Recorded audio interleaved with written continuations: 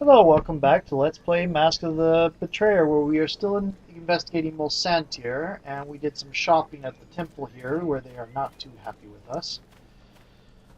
Okay, there's the Ice Troll Lodge. I am going to go talk to this person again.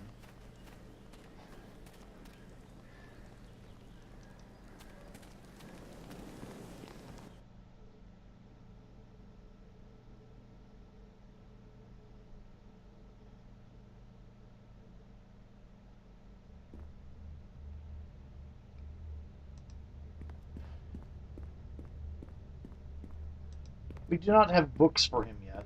Hi there. Any progress on your studies? No, and can't get anything out of him. Okay.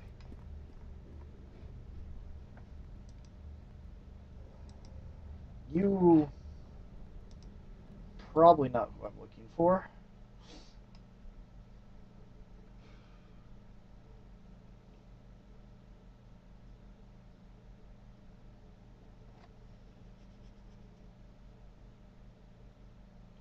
I want to explore all of Mulsantir and Shadow Mulsantir that I can before I go out to the front gates.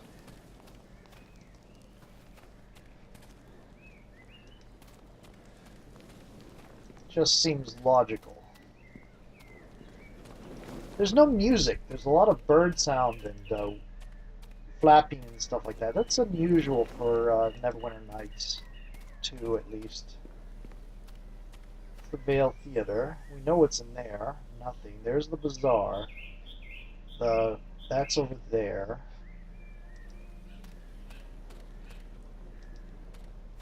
Okay. There are my siblings, Sousa and Ephraim. Oh, yes, thank you, Kaylin. We need to talk to them. Kaylin, little sister, it is good to see you on the Prime again. You need to stop flying from us. Was your search successful? I have made progress, yes, but what has happened in my absence? The city feels different, more turbulent. A ghostly beast is at the gates. A bear god awakened from his slumber, bellowing worse than Sousa when she can't get her way. And worse than Ephraim when I best him in duels, with one hand tied behind my back and hopping on one foot. It's good to see you, my siblings. I have missed you. But how did you come to be here? I thought that we would not let our eldest sister, leader of our humble menagerie, go into exile alone. Who would feed us, change our cages, sing to us? Nay, to abandon you, I would sooner let the antlers fall from my helm like leaves. Although the removal of your antlers makes it easier on door frames, my brother, many still bear wounds from your injuries. Let's close the map. I can't close the map. I am pleased to see the gravity of events has not diminished your charming rivalry. This is I'm glad I could reunite the two of you with your sister. Indeed, we will keep our promise and help you. Promise? What promise? In exchange for finding you, we promised to help battle the spirit army beyond the gates. It was not my intention to endanger you, my siblings. Ah, sister, we can take care of ourselves. We are not unaccustomed to battle or to great odds against us. Remember the menagerie. Please release them from their promise to aid you. I will help you, and that is enough. All right, I'll release them from their promise. I wish there was a way you could have volunteered that yourself. Did people just level? Sophia just leveled. Thank you. I do not wish them placed in harm's way for my sake. Sophia did nothing and leveled. Kaylin, please come home with us to Celestia. I know grandfather will reconsider your exile if you will just make your penance to Kelemvor. The menagerie misses you, sister. We need you. Kelemvor is a just god. Trust in him to resolve your inner conflict. There are wrongs that remain unrighted by Kelemvor. The truths I seek are sacrilege to his doctrine. Then let us journey with you. No god's faith could be greater than my faith in you, Kaylin. Let the menagerie go where you would lead us. Sousa, no, you speak sacrilege against Kelemvor. Ephraim, do not recite grandfather's words. Look into your own heart. You would not come with me to find Kaylin if you did not feel as I do. Sousa speaks truly. I would follow you to any end, Kaylin, even to the end of faith, if you would but lead the menagerie once again. My path now lies with Meren, and I cannot take you on this journey with me. I know I've led you before into battle, but this journey is different. My journey concerns itself with the fate of souls and the injustice of all gods, not just Kelemvor. It is a path that may lead to not just death of my body, but the destruction of my soul. I cannot and will not risk sharing that fate with my siblings. Please, return home, and may the menagerie live on, even in my absence. But Kaelin! No, Ephraim, behold the conviction in our sister's eyes. We cannot sway her from this. Mayor, I insist you take my helm, and use it to keep our sister Kaelin safe. Do not fail her, or I will return to take back the helm, and your life with it. I don't know what your helm is. I cannot use your helm, Ephraim. I will do my best to keep her... I cannot use your helm, Ephraim. If you cannot wear the helm, then sell it and purchase something more suitable. I can fashion another helm for myself. But my sister, she is irreplaceable. I will miss you, Kaelin. I will pray for you. Farewell, my siblings. I will always carry hope that you will be together again. And off they go. Kind of walking fast. It's a pity there's no flying in Neverwinter Nights or Neverwinter Nights 2. Let's look at this. I like the fact he tells you, oh, just sell it. Oh, I can use it. Constitution +4, freedom of movement, resistance divine. Okay. I was wrong when I said I can't use this. But I'll bet you anything, it'll look ridiculous. It looks ridiculous. I want her jaunty hat back.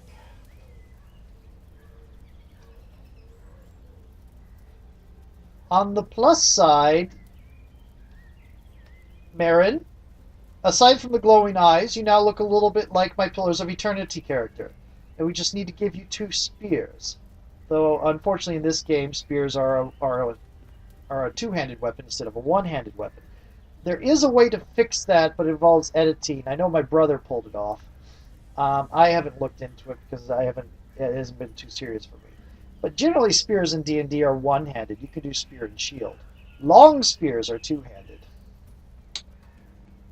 But yeah, you look a lot like Ixiel from my Pillars of Eternity thing now. Okay. We will keep the ridiculous stag helm. For the moment. Man, it looks ridiculous. And we will also level up Safia. Yes. Hello. Oh, that's right. This is not level Pillars of Eternity.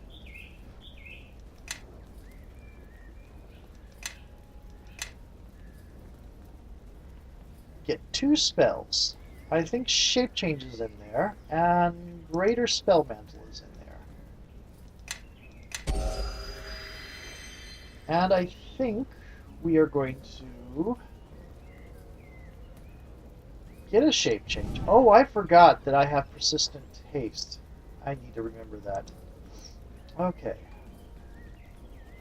And I think a Masshole Person will do. Okay. You're going to rest.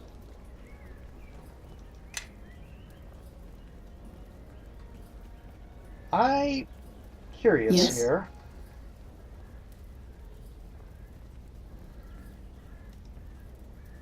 Bonapartum. Yes. That did not recover your charisma. Why is your charisma Certainly. low? It must be a piece of equipment you're wearing. It's the helm, isn't it? Charisma -2. Yeah, that helm is not doing you any favors in the charisma department. Okay. Certainly. I think that is the gate out. No, that's the gate up. Is that the gate out? That is the gate out. That's not the way we want to go. Yet.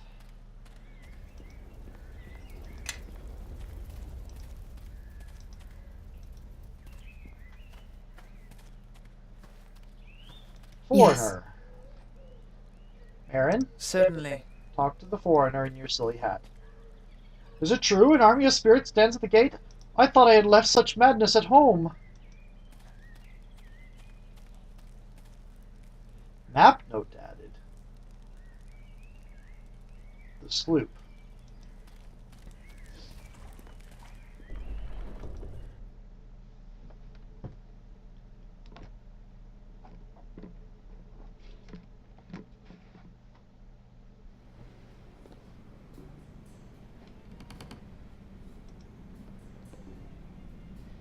By the stars of heavens, what is this vision before me? Clive the dandy. A bird flown two-penny tam.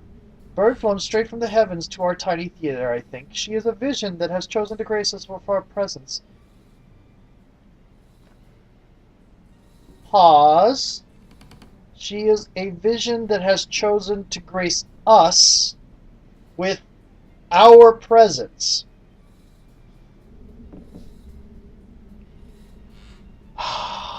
Your attempt at flattery did not escape your egotism.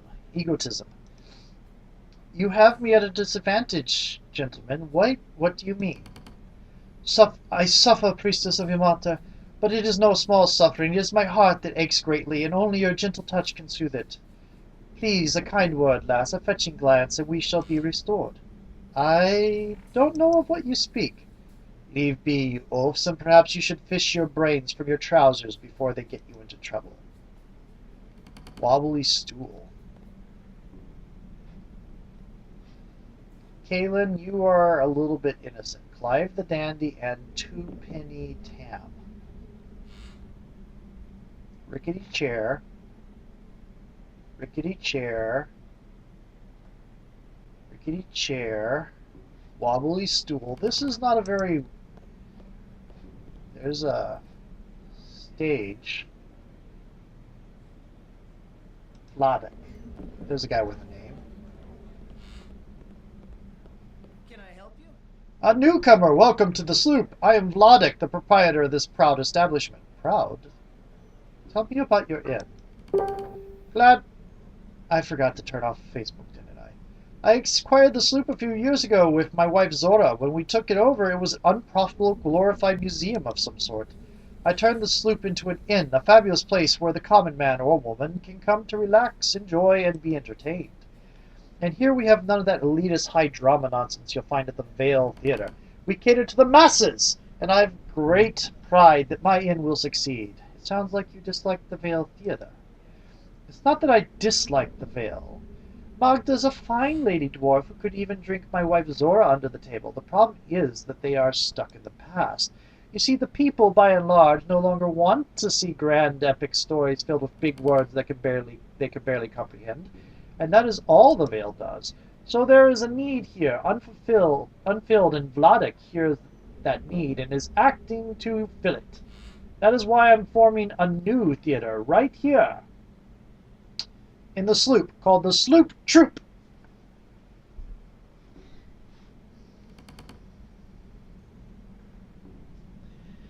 That sound you're not hearing is me putting my forehead to the rim of my desk.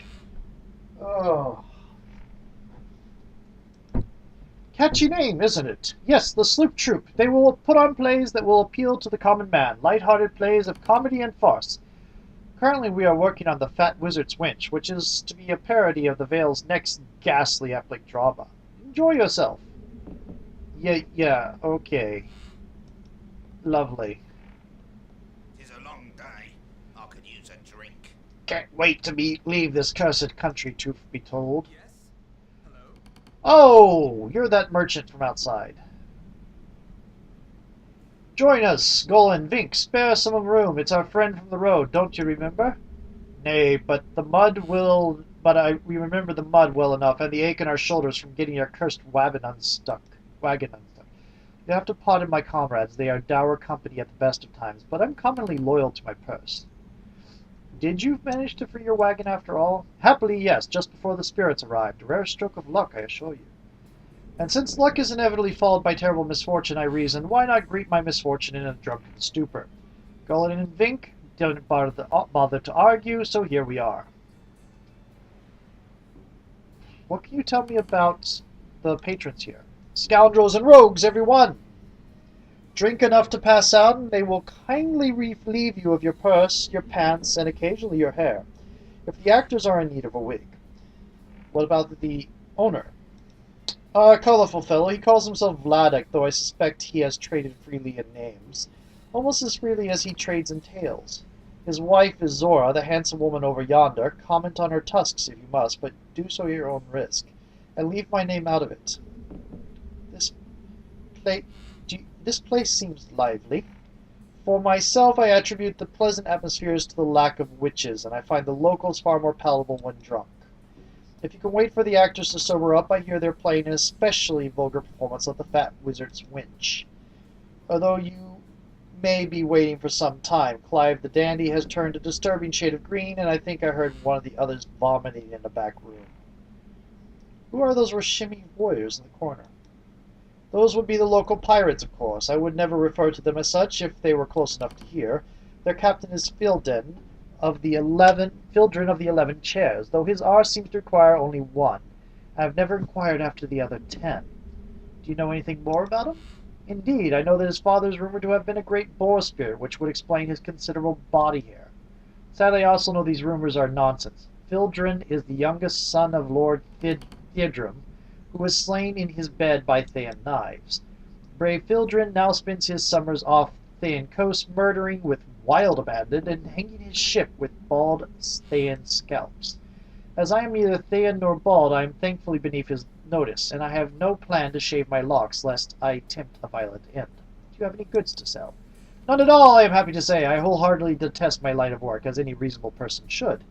I am never happy until my wagon is empty. Whether or not my purse is full matters little to me, but considerably more to Golan and Vink, who prefer not to pay for their own drinks. Aye, 'tis true, eh, Vink? And to you, my friend, my table is yours, whenever you see fit to make it so. Okay, there were Rickety Chair, Pirate, Fildren of the 11 Chairs. Where is Zora? There's Zora. Let's go talk to Zora. You're a half-orc. What? See, that face isn't... That's not a terribly bad-looking half-orc, and the voice is a little bit annoying, though. Don't make trouble or else. Define trouble. Don't break anything, don't get into fights, or else. Or else what? Or else you pay. What? That was an incredibly short conversation.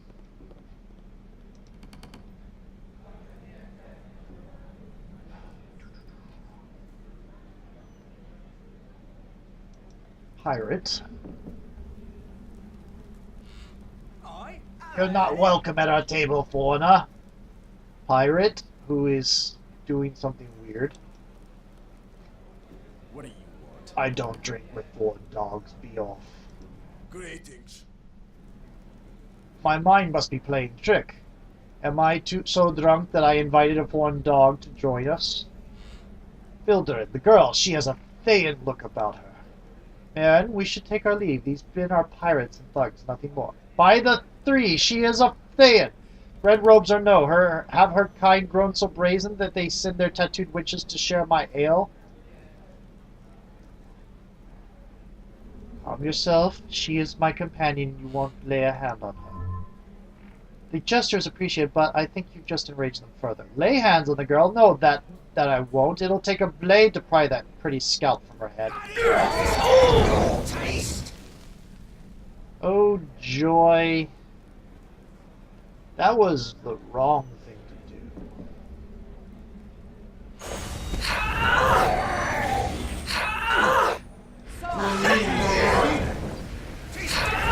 Taste?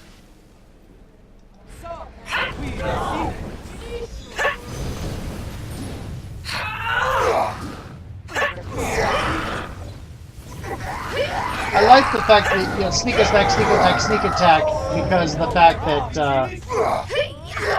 it's,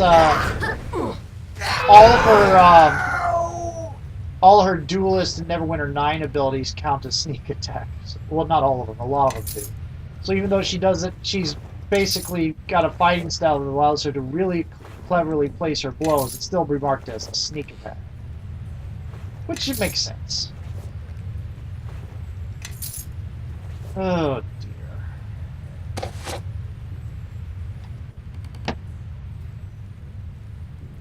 Dan, I did not get a chance to see what you did, but I think you summoned the air elemental. That was somewhat profitable, at least. Sadly. Yes? Hello? Ben, let me buy you a drink. They say generosity makes one wealthy and friends, and since I am poor in all else, I'll take what I can. Farewell. And to you, friend, my table's yours whenever you said fit to make it so. Can I help you? Well, you shouldn't have done that. My wife Zora is going to make you pay for that. Done that? I did nothing. They attacked me. And I still have this ridiculous hat. What? Where do you think you're going? You're going to pay for what you did. So be it. I said you're going to pay. So here's the damages you've done. There's an extra charge for fighting in here, whether you break anything or not. So for that, you're going to pay 500 gold.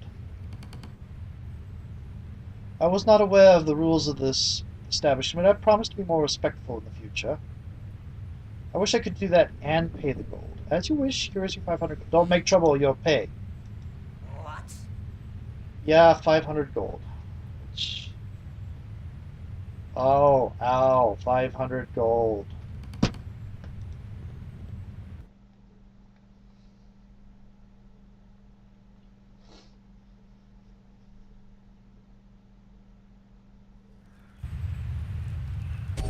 How much money did I get out of that? Well, let's see. You gave me 1,579. The person who gave me the least gave me 632. And I picked up that armor.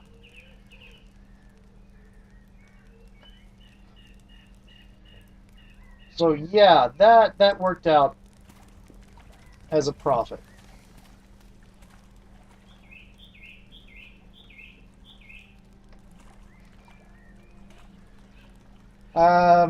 Not interested in leaving just yet. Craftsman. There's a barrel down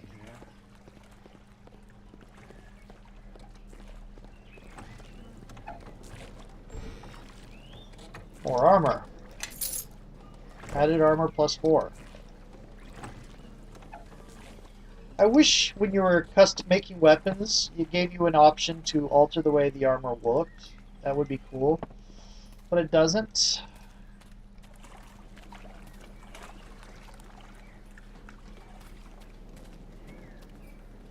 I've charged the length of the Golden Way from Cormier to the edge of the waste. 'Tisn't the first time I've been stuck in a siege, and likely won't be the last. But a siege with spirits? I like the optimism that you're not going to be killed. Let's see what this is. This is a witch boat. It cannot be used unless you know the command word for it. Okay. I think that covers all of Mulsantir on this side, which means we only have left Shadow Mulsantir. I'm going to stop the fraps and turn off Facebook on this computer. See you in a moment.